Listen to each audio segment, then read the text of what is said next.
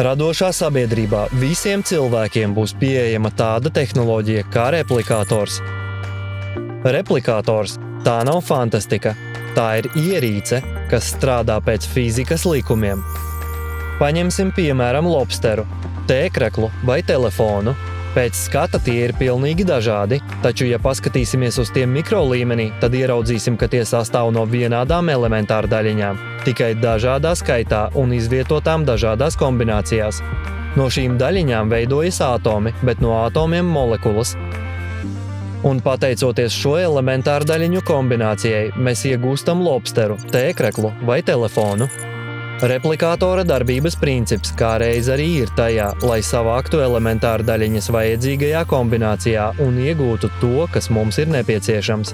Karstas brokastis vai modernas bikses. Turklāt jaunas un jau izgludinātas augstākās kvalitātes.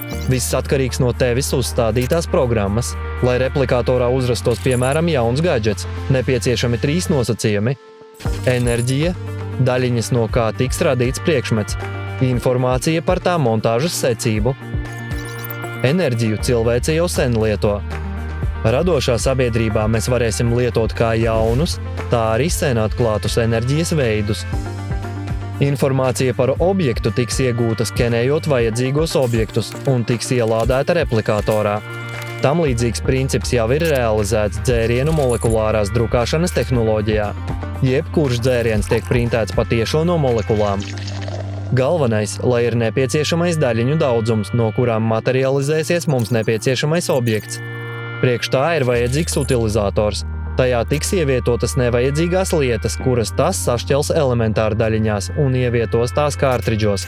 Bet replikators ar kārtridžu un informācijas palīdzību radīs visu, kas jums nepieciešams. Respektīvi, jūs utilizējat atkritumus, bet iegūstat visu, ko vēlaties. Ar utilizatoru vairs nevajadzēs mazgāt traukus. Iemeti tajā netīros traukus, drupačaino galdautu un gatavs. Replikators un utilizators tā ir ierīce jūsu mikroviļņu krāsnes vai neliela skapja lielumā. Magnetiskais spēks tajā nodrošinās daļiņu salikšanu vajadzīgajā kombinācijā.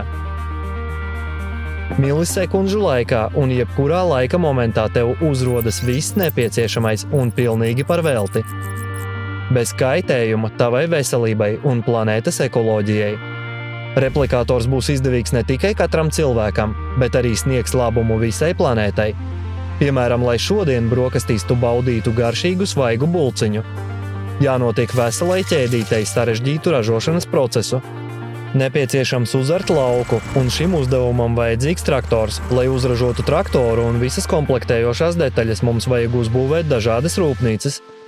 Un visi šie ražošanas procesi rada tonnām indīgas gāzes, bet gruntsūdeņi satur bīstamus ķīmiskos savienojumus. Vēl mums nepieciešama rūda, kuru cilvēki iegūst karjeros un šahtās. Lai izaudzētu kviešus, mums nepieciešami pesticīdi un ķīmiskais mēslojums, kas saindē augsni un ražu.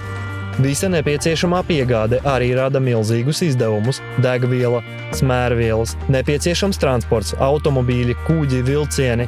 Skatieties, kādu kaitējumu ekoloģijai rada vienkārša bulciņa, un tā katrā ražošanas nozarē. Radošā sabiedrībā visi šie ekoloģiju graujošie procesi izzudīs, jo katram pie rokas būs replikators. Nospiedi podziņu un apēdi bulciņu. Mums visiem visa kā pietiks jebkurā planētas punktā. Mēs spēsim attīrīt gaisu, zemi, okeānu no visa radioaktīvā piesārņojuma.